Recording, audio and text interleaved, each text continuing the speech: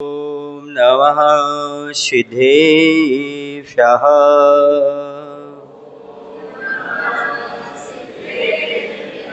ॐ नमः सिद्धेभ्यः।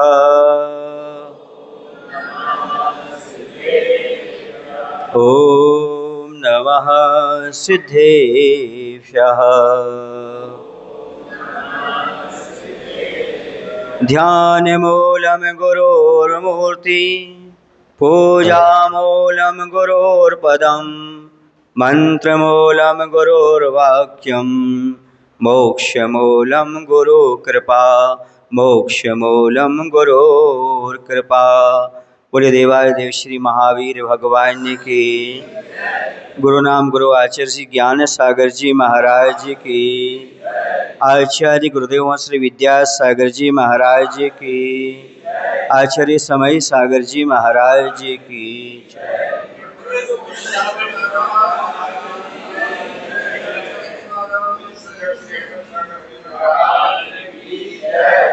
आज आचार्य भगवंत विद्यासागर जी महाराज का हम 59वां दीक्षा दिवस मना रहे हैं। इस अवसर पर मैं सबसे पहले ये कहूँगा, किसी का आशीर्वाद पाना आसान नहीं होता। कीमती वस्तु के हर कोई काबिल नहीं होता, वो तो भगवान की कृपा है बंधु, वरना पंचम काल में एक सच्चा गुरु हर किसी को उपलब्ध नहीं होता। ये तो कोई जन्मों जन्मों का पुण्य है, प्रभु की कृपा है कि पंचम काल में भी हमें आचार्य विद्यासागर जैसे जीवंत वीतरागता की प्रतिमा जैसे गुरु हमें प्राप्त हुए, कि हम सभी का परम सौभाग्य मानना चाहिए। इसके पहले हम सराहना कर लें कि गुरु जिसको मिल जाते हैं उसका जीवन शुरू हो जाता है, जिसके जीवन में गुरु नहीं उसका जीवन शुरू नहीं। गुरु जिसको मिल गए समझो उसे सब कुछ मिल गया, संसार की सारी चीजें उसने अपने जीवन में उपलब्ध कर ली, मान करके चलो। मेरे मन में एक विचार आया, जब मैं सदलगा में था तो मैंने देखा एक छोटा सा बालक विद्याधर था, और आज वह विद्याधर आचार्य विद्यासागर बन गए। तो मैंने सोचा, आया था इस जहां में छोटा सा लाल बनके, आया था इस जहां में एक छोटा सा लाल बनके, पता था क्या किसी को चमकेगा धर्म का सूर्य बनके? क्या पता था किसी को कि चमकेगा धर्म का सूर्य बनके? वो विद्याधर एक छोटा सा लाल था, दुनिया में धर्म का सूर्य बन करके चमका। उनकी रोशनी में हम लोग भी जी रहे हैं, आज भी वो हम सबको प्रकाश दे रहे हैं। जहाँ भी है उनका आशीर्वाद हम सभी को आज भी प्राप्त हो रहा है। ये हमारे आचार्य भगवंत की विशेष अनुकंपा है। मैं तो ये मान करके चलता हूँ कि आचार्य ज्ञान सागर जी न होते तो आचार्य विद्यासागर ना होते, और आचार्य विद्यासागर ना होते तो हम ना होते, और हम ना होते तो बुरहानपुर में बैठकर हम सब दीक्षा दिवस ना मना रहे होते। उन आचार्य भगवंत ज्ञान सागर जी महाराज को भी हम याद कर लें। मैं मानता हूं कि सरोवर बिना कमल के नहीं खिलता, सरोवर होगा तभी कमल खिलता है। तो आचार्य ज्ञान सागर जी महाराज सरोवर, और विद्यासागर जी कमल। पर याद रखना, सरोवर की शोभा तो कमल से थी, कमल से होती है, वैसे आचार्य ज्ञान सागर जी की शोभा आचार्य विद्यासागर जी महाराज से। हम ज्ञान सागर जी महाराज को आज नहीं जान पाते। हम कैसे जान पा रहे हैं? आचार्य विद्यासागर जी महाराज के माध्यम से हम जान पाए कि आचार्य ज्ञान सागर जी महाराज कैसे होंगे, उनकी अद्भुत क्षमता होगी। मैं तो ये कहता हूं, आचार्य ज्ञान सागर जी महाराज बड़े दूरदर्शी थे, बड़े निमित्त ज्ञानी थे, बड़े जोशाचारी थे, अध्यात्म वेदता तो थे ही, समय सार के प्रणेता तो थे ही। आत्मा के अंदर जो उन्होंने समय सार को जिया वो अपने आप में अलग था। लेकिन मैं उन्हें निमित्त ज्ञानी मानता हूं मैं उन्हें दूरदर्शी मानता हूं। आप कहेंगे कैसे? तो सुनो, लाख विरोध किया लोगों ने कि विद्याधर को मुनि मत बनाइएगा। इसलिए नहीं कि वो सक्षम नहीं है, ज्ञान सागर जी महाराज समझते नहीं है, इसलिए कि छोटी उम्र में उस समय कोई मुनि नहीं बनते थे। जो भी बनते थे तो 40 के उपरांत ही, 50-60 के उपरांत ही मुनि बनते थे। भले बाल ब्रह्मचारी रहते थे वो, लेकिन कब बनते थे मुनि? ये 21 साल के बच्चे को, 22 साल के बच्चे को क्या बनाने जा रहे हैं? मुनि बनाने जा रहे हैं। सब बड़े आश्चर्य में थे, और राजस्थान वाले तो और ज्यादा आश्चर्य में रहते हैं, क्योंकि वो भोग भूमि है, कर्म भूमि कम है, वहां से मुनि कम बनते हैं, लेकिन दानवीर बहुत पैदा हो जाते हैं। खिलाने वाले बहुत हैं। कहां पर? राजस्थान में। खिलाएंगे पिलाएंगे, भोगों में रहेंगे, लेकिन त्याग के नाम से थोड़े पीछे रहते हैं। लेकिन ऐसा भी नहीं है, क्योंकि ज्ञान सागर जी वहीं के थे, वो महान त्यागी थे। लेकिन बहुत कम लोग त्याग के मारे पर उस सब बढ़ पाते हैं। लेकिन वह देख करके बड़ा आश्चर्य हुआ, ऐसे नवयुवक क्या बनने के लिए जा रहे हैं? मुनि बनने के लिए जा रहे हैं। इसलिए उस समय शायद विरोध हो रहा था, पर आचार्य ज्ञान सागर जी महाराज की भावनाओं को कोई समझ नहीं पा रहा था। समझ रहे ना? आचार्य ज्ञान सागर जी की महाराज निमित्त ज्ञानी से दूरदर्शी थे। उन्होंने देख लिया था इन विद्याधर में विद्यासागर बनने की क्षमता है, और यही आगे चल कर के जिन धर्म को आगे बढ़ाएंगे और नवयुवकों में प्राण फूकेंगे और बाल ब्रह्मचारी गुरुकुल संघ को पैदा करेंगे। उनको सब कुछ दिखाई दे गया था। तभी तो उन्होंने कहा था, क्या कहा था? आप अपने संघ को गुरुकुल बनाना। क्या बनाना? तो उन्होंने कहा, आचार्य महाराज मैं तो बहुत छोटा हूं। विद्यासागर जी महाराज ने कहा, मैं संघ को गुरुकुल कैसे बनाऊंगा? उन्होंने कहा, बस अपनी चर्या का पालन करते रहना, आपका संघ अपने आप गुरुकुल बन जाएगा। और दूसरा संकेत किया था, बुंदेलखंड की ओर जाना। किस ओर जाना? ये भी उन्होंने संकेत किया था। पहला चातुर्मास भी वो देकर गए थे, आपको कहाँ करना है। समझ गए आप लोग कि नहीं? हाँ, उस समय भी बड़ी परिस्थिति विकट थी। उस समय भी चातुर्मास के लिए बहुत सारे लोगों के मन नहीं थे, क्योंकि युवा मुनि हैं, उनके साथ कोई है नहीं, कैसे चतुर्मास कराएं। बड़ा राजस्थान असमंजस में था उस समय। समझ रहे हैं? पवन कुमार जी समझ रहे होंगे इस बात को मेरी, है ना? उस समय बड़ा मुश्किल था। एक बार तो आचार्य को 55 किलोमीटर चलना पड़ा था एक दिन में। समझ गए ना? और चल करके फिरोजाबाद आए थे चातुर्मास करने के लिए। ऐसी भी आचार्य के जीवन में परिस्थिति घटित हुई। समझ रहे आप लोग की नहीं? उन्होंने सब समता से सहन किया, इसलिए आज संसार में सबसे महान आचार्य हो गए। उनको मालूम था कि आचार्य बनकर के सूर्य जैसे चमकेंगे। तभी तो ज्ञान सागर जी महाराज को मैं कह रहा हूं, वो दूरदर्शी थे, वो निमित्त ज्ञानी थे, वो सब समझ रहे थे। याद रखना बंदो, पत्थर को पत्थर सब कोई देख लेते हैं, पर उसमें मूर्ति कोई शिल्पकार ही देख पाता है। पत्थर को पत्थर जैसा हर कोई देख लेते हैं, पर इसमें मूर्ति से कौन देख पाता है? शिल्पकार। पत्थर को पत्थर हर कोई देख लेते हैं, पर रत्नों की परख तो जोहरी कर पाता है। इसी प्रकार से किस आत्मा में परमात्मा बनने की क्षमता है, वो मात्र गुरु ही देख पाते हैं। वो आचार्य ज्ञान सागर जी महाराज ने उनको देखा, परखा। आप लोग बोलते भी हैं, हीरे को परख लिया आचार्य ज्ञान सागर, फिर ऐसा तरास दिया बन गए विद्यासागर। बोलो ना, ये सब आचार्य ज्ञान सागर जी के अंदर सारी की सारी बातें थीं। वह सब भविष्य देख रहे थे, सब जान रहे थे। तभी तो याद रखना, गुरु गुरु होते हैं, सब जान लेते, सब समझते, बोलते नहीं पर जानते समय तुम्हारे पास कितनी क्षमता है कितनी नहीं है।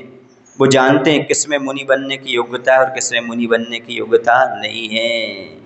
जो भी आरंभ परिग्रह को इकट्ठा करने में लगा है वो कितना भी भावना भाले मुनि नहीं बन सकता। जो भावना भी ना भाए, आरंभ परिग्रह से दूर रहे, गुरु समझकर बुलाकर भी उसे दीक्षा दे देते हैं। तो उन्हें पता है ये आरंभ परिग्रह से दूर है, दुनिया की चीजों से दूर है, मात्र उससे आत्मा के कल्याण की भावना है, अपने आप समझ में आ जाती है। जो व्यक्ति दक्षिण से उत्तर की ओर गया हो, बालक, और जिसने पहले बार ही वाहन का त्याग कर दिया हो, आचार्य ज्ञान सागर जी समझ गए होंगे इससे उत्कृष्ट और कोई आगे साधु बन नहीं सकता। हम अभी वाहन का त्याग करते हैं, हम आपको छोड़कर कहीं जाने वाले नहीं है। इतना समर्पण जिसके अंदर होगा वो ही तो मुनि बन सकता है। जो पल पल ये बोले मैं जा रहा हूँ, मैं जा रहा हूँ, उसके अंदर क्या समर्पण होगा? वो कैसे कल्याण कर पाएगा? बोलो ना, कल्याण वही कर सकता है, दीक्षा युग वही है जो एक बार हमें चरण मिल गए अब हम छोड़ने वाले नहीं है, क्योंकि मुझे क्या करना है? अपना कल्याण करना है। कल्याण का रास्ता इसके अलावा नहीं है। मात्र पिछी लेने से कल्याण नहीं होता, जीवन में परिवर्तन होना बहुत आवश्यक है। आचार्य ने स्पष्ट बता दिया, तन नंगा करने से कोई बनता नहीं दिगंबर, तन नंगा करने से कोई बनता नहीं दिगंबर, जब तक मन के तट से हटे ना आडंबर। आडंबर हटना सबसे पहले जरूरी है, तभी दिगंबरत्व तो हमारे जीवन में घटित होता है। सहज नहीं है दिगंबर मुद्रा को धारण करना, और दिगंबर मुद्रा धारण करके बाद उसको निर्दोष पालन करना इतना सहज और सरल काम जीवन में नहीं होता। सहन शक्ति है तो काम कर सकते हो, और सबसे बड़ी सहन शक्ति देख ली आचार्य ज्ञान सागर जी महाराज ने कि इनके पास बहुत बड़ी सहन शक्ति है। एक मैं आपको संस्मरण सुना रहा हूँ, मुझे बहुत प्रिय संस्मरण है वो, मैं हर बार सुनाता हूँ पर मेरा मन कभी भरता ही नहीं उस संस्मरण से। सुना दूं? उस समय आचार्य मतलब मुनि ज्ञान सागर जी महाराज उस समय आचार्य नहीं थे, आचार्य तो बाद में बने। मुनि ज्ञान सागर जी महाराज ब्रह्मचारी विद्याधर जी को अष्टसहस्त्री ग्रंथ का स्वाध्याय करा रहे थे। न्याय ग्रंथ है, कठिन ग्रंथ है, उसे वो पढ़ते थे। एक पंडित जी थे वहां पर, और पंडित जी वहां पर बार बार आते थे। आने के बाद देखते थे ब्रह्मचारी क्या कर रहे हैं, उनकी चर्या कैसी है, कैसा क्या कुछ है, मुनि तो बना रहे हैं पर इस प्रकार का क्या है। सुन रहे हैं आप लोग कि नहीं? तो वो व्यंग में बोले, क्या बोले व्यंग में विद्याधर जी से? सुनना अच्छी तरह से। साधु का पद दूर है जैसे पेड़ खजूर, चढ़े तो फल चाखन मिले, गिरे तो चकनाचूर। समझ रहे आप क्या बोले पंडित जी? साधु का पद दूर है जैसे पेड़, खजूर का पेड़ कैसा होता है? ऊंचा तो होता ही है लेकिन कितना खुदरीला होता है। खुदरीला खुदला नहीं होता, उसमें डंठल डंठल जैसे ऐसे होते, थोड़े थोड़े से पूरे छिल जाओगे ऊपर तक पहुंच गए। तो साधु का पद दूर है जैसे पेड़ खजूर, चढ़े तो फल चाखन मिले, चढ़ गए तो फल खाओ और गिरे तो चकनाचूर। समझ गए ना? वो ये कहना चाह रहे थे विद्याधर जी, सोच लो, हाँ अभी कुछ नहीं बिगड़ा, साधु का पद बहुत दूर है, तुम्हारी उम्र क्या है अभी जो तुम मुनि बनने की बात कर रहे हो। अब वो पंडित जी चले गए, पर विद्याधर जी को ज्यादा हिंदी नहीं आती थी उस समय, कम हिंदी आती थी, तो उनको याद रहा पेड़ पेड़ खजूर खजूर साधु का पद। वो आचार्य ज्ञान सागर जी महाराज मतलब मुनि ज्ञान सागर जी महाराज के पास गए और उनसे बोले, महाराज मुझे एक पंडित जी आए थे, कुछ गा के सुना रहे थे हमें। बोले क्या सुना रहे थे? बोले साधु का पद दूर दूर खजूर खजूर, ऐसा कुछ सुना रहे थे। तो ज्ञान सागर जी महाराज कहते हैं वो दोहा सुना रहे थे और आपको अलर्ट कर रहे थे।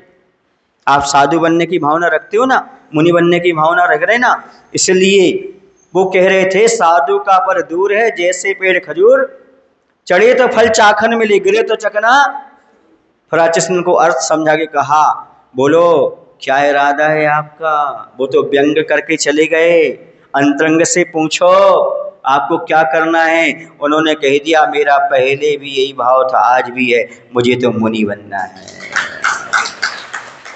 ये दृढ़ता अपने आप में अद्भुत। ये उनकी जो कहना चाहिए भावना अद्भुत। उन्होंने कहा मैं क्या बनूंगा, मुनि बनूंगा। समझ आ रहे हैं ना आप लोग की नहीं। और आचार्य ज्ञान सागर जी महाराज ने सन 68 में अजमेर नगर में उन्हें क्या कर दिया, यही आषाढ़ शुक्ल पंचमी के दिन क्या कर दिया, उन्हें मुनि दीक्षा प्रदान कर दी। सुन रहे ना। एक दिन पहले एक अतिशय हुआ, एक दिन पहले एक अतिशय हुआ दीक्षा के पहले। क्या अतिशय हुआ, वहां पर बिनौरी निकलना थी। सुन रहे ना। बिनौरी में हाथी नहीं मिल रहा था, लेकिन वहां पर सर्कस आ गया। उसमें 25 हाथी थे। जहां एक हाथी नहीं मिल रहा वहां बिनौरी के लिए 25 हाथी उपलब्ध हो गए। ये भी एक अतिशय था वहां पर। सुन रहे आप लोग की नहीं। ये वहां पर जब बिनौरी निकली वहां पर अद्भुत दृश्य था। उस समय क्या था, आपने देखा वो हाथी पर बैठ करके विद्याधर चले जा रहे हैं, ये अद्भुत। उस समय जब दीक्षा हुई ऐसी गर्मी थी, लेकिन रिमझिम रिमझिम पवन जी, आप लोग तो साक्षी हैं दीक्षा के, देखा होगा आप लोगों ने। रिमझिम रिमझिम क्या हुआ, बरसात हुई। ये भी शुभ का प्रतीक है। किसका प्रतीक है, और यह भी अतिशय मान करके चलो उनके जीवन में ये घटित हुआ। ऐसा धीरे धीरे उनका जीवन आगे बढ़ता चला गया। मैं आपसे पूछना चाहता हूँ, उन्होंने अपने गुरु का सानिध्य कितने दिन पाया, बोलो कितने दिन पाया, बोलो 4-5 वर्ष। कितने, 68 में गए थे और 72 में क्या हो गई थी, नहीं 72 में क्या हो गई थी, हाँ समाधि भी हो गई थी। हाँ कितने हो गए, लगा लो। हाँ इतने वर्ष उनको हुए, ठीक है ना। अब इतने वर्ष 66 से लगा लो, चलो कोई बात, 66, 67, 68, ठीक है ना। इतने साल मिले उनको, ठीक है। उन्होंने क्या प्राप्त किया, सबको दिख रहा है। उन्हें गुरु प्राप्त हुए 7 साल में, उन्होंने क्या प्राप्त किया। और हमें गुरु कितने वर्ष मिली, विद्यासागर जी बोलो ना भाई, हमने क्या प्राप्त किया। इतना जान लोगे दीक्षा दिवस मनाना सार्थक हो जाएगा। हम ये देखें कि उन्होंने इतना कम सानिध्य प्राप्त करके कितनी ऊंचाइयां प्राप्त कर ली, और हमने इतना सानिध्य प्राप्त करके हमने क्या किया।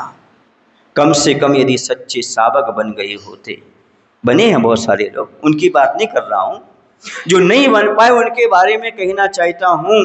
गुरु महाराज हमें प्राप्त हुए तो हमने क्या सीखा, कम से कम 6 आवश्यक तो आपके जीवन में उतर जाना चाहिए थे।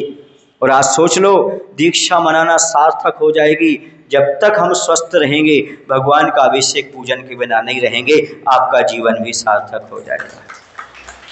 आचार्य के दीक्षा दिवस की आपके गिफ्ट मिल जाएगी, एक उपहार मिल जाएगा कि भले हम आचार्य भगवंत को कुछ नहीं दे पाए, लेकिन कम से कम दीक्षा से नियम ले लिया, हमारे जीवन में हमेशा वो जीवित रहेंगे, क्योंकि उनका नियम हमारे पास है, उनका संकल्प हमारे पास है कि मैं भगवान का क्या करूँगा, अभिषेक करूँगा, पूजन करूँगा। इस प्रकार का भाव उसके अंदर पैदा हो जाएगा। समझ आ रहा है आपको कि नहीं। ऐसा आप कुछ ना कुछ आज नियम लें, कोई संयम लें, तो मैं कहता हूं कि नियम से आप आचार्य का दीक्षावन मनाना सार्थक कर पाएंगे। समझ गए ना। है समय की नदी की इसमें सब बह जाया करते हैं, है समय की नदी की इसमें सब बह जाया करते हैं। वो तो गुरु विद्यासागर हैं जो इतिहास बनाया करते हैं। वो आचार्य भगवंत जैसे हैं जिस समय की नदी में बहते नहीं, बल्कि अपना एक इतिहास बना करके चले जाते। युगों युगों पहले और युगों युगों आगे तक इतना बड़ा संघ, इतना बड़ी धर्म की प्रभावना अब आगे संभव नहीं लगती। जो आचार्य भगवंत ने हम सबको प्रदान की है, उनके माध्यम से जो हम सबको प्राप्त हुआ है, उसकी महिमा शब्दों के माध्यम से नहीं कही जा सकती। जब मूक माटी ग्रंथ का सभी लोगों ने समालोचन किया, समीक्षा की, तो एक कवि ने, एक साहित्यकार ने बहुत बड़ी बात लिखी कि आचार्य भगवंत ने मूक माटी ग्रंथ के माध्यम से हिंदी साहित्य को एक नया शब्दकोश दिया। कौन से भाषी थे आचार्य? कन्नड़ भाषी। लेकिन उन्होंने क्या दिया? हिंदी को एक नया शब्दकोश दिया। ये हमारे जैन दर्शन के लिए बहुत बड़ी उपलब्धि है और गौरव की बात है। जब हम संघ को देखते हैं तो ये कह उठते हैं आचार्य मात्र शब्द शिल्पी नहीं बल्कि संत शिल्पी थे। कौन थे? संत शिल्पी थे। इतने बड़े संघ का निर्माण करना, इतने संतों का निर्माण करना, आचार्य के मन में हमेशा भावना रहती थी आचार्य कुंद कुंद का मार्ग हमेशा निर्दोष बना रहे। वो मंत्र तंत्र में नहीं, सुन रहे ना, वो स्वतंत्र होने में विश्वास रखते थे। वो रागी देशी देवताओं से दूर रह करके बीतरागी की उपासना में लीन रह करके सबको उपदेश दिया करते थे। इससे हमारा आत्म कल्याण होने वाला है, इसी से हमारा भला होने वाला है। इस संसार की माया को छोड़ करके आत्म कल्याण में लग जाओ। एक बात और बता दूं आपको, आचार्य की चरण रज पाने सब लालायित क्यों रहते थे? आचार्य की चरण रज पाने को सब लालायित क्यों रहते थे? सुनो, क्योंकि उनका आचरण निर्दोष था, इसलिए सभी उनकी चरण रज पाने के लिए लालायित रहते थे। निर्दोष आचरण से चरण धूल पूज्य हो जाती है और मरण भी पूज्य हो जाता है। ये शुद्ध आचरण का प्रभाव पड़ता है। उनका ऐसा निर्दोष आचरण था, मनुष्य तो क्या देवता भी जिनके चरणों को छूने के लिए आते थे, जिन्हें नमस्कार करते थे। एक बात और आपको मार्ग की बता देता हूं, सुनो, आचार्य कौन सी भाषा के थे? कन्नड़ भाषी थे, सुन रहे ना। लेकिन हिंदी में इतना ज्ञान कैसे? सुनो तो, इतना हिंदी का क्षयोत्सम कैसे? तो सुनो, निर्दोष चारित्र से क्षयोत्सम बढ़ता है। चर्या शुद्ध बनाकर रखने से हमारा क्षयोत्सम अपने आप बिना पढ़े भी बढ़ जाता है। हाँ, कैसे बढ़ जाता है आप बताएंगे? तो सुनो, मना पर ज्ञान मात्र मुनि को ही हो सकता है। मना पर ज्ञान किसको होता है? मुनि को होता है। ग्रस्त कितने भी पढ़ाई कर ले, कुछ भी तपस्या कर ले, तो भी उसको नहीं होगा। सुन रहे आप लोग कि नहीं? इसका अर्थ है ज्ञान का विशेष क्षयोत्सम निर्दोष चारित्र से प्राप्त होता है। ये बात आज की युवाओं को समझने की है। पढ़ाई पढ़ाई पढ़ाई पढ़ाई में तो लगे हो, पर थोड़ा सदाचार की ओर बढ़ो, क्योंकि ज्ञान की वृद्धि के लिए सदाचार परम आवश्यक है। जैसा आपका आचार होगा वैसा आपका विचार होगा, जैसा विचार होगा वैसा ज्ञान होगा, और जैसा ज्ञान होगा वैसा जीवन का भान होगा। इसे सबसे पहले किसकी निर्दोषता रखो? अपने आचरण को निर्दोष बनाने का प्रयास करो। जितने आप सदाचार में रहेंगे, क्रोध आदि लोभ आदि से जितने आप ऊपर उठेंगे, संसार के प्रपंच से जितने ऊपर उठेंगे, उतना आपका ज्ञान और प्रखर होता चला जाएगा। ये आचार्य भगवंत का जीवन चरित्र हमेशा हमें बताता था। आचार्य कहते थे, उपदेश वाणी से नहीं आचरण से दो। उपदेश वाणी से नहीं आचरण से दो, क्योंकि वही उपदेश प्रभावी होता है जो वाणी से नहीं आचरण से अभिव्यक्त होता है। आचरण के माध्यम से सब कुछ हमें ज्ञात हो जाता है, सामने वाले की चर्या देख करके हमें भान हो जाता है। पहले लोग आचार्य की चर्या देख करके घड़ी मिलाते थे। घड़ी, समझ आ रहा आपको कि नहीं? घड़ी मिलाते थे। इतना समय हुआ है, आचार्य प्रतिक्रमण कर रहे, इतना समय हुआ, आचार्य सामायिक कर रहे, इतना समय हो गया। समझ आ रहा ना आपको? बोलो ना भाई। हाँ, जब उनकी चर्या को पालन करते तो लगता है आचार्य हमसे दूर रही हैं, आचार्य हमारे पास है। उनका व्यक्तित्व आज भी हमारे पास है, क्योंकि हम उनकी चर्या को अपने जीवन में धारण करने का प्रयास करते हैं।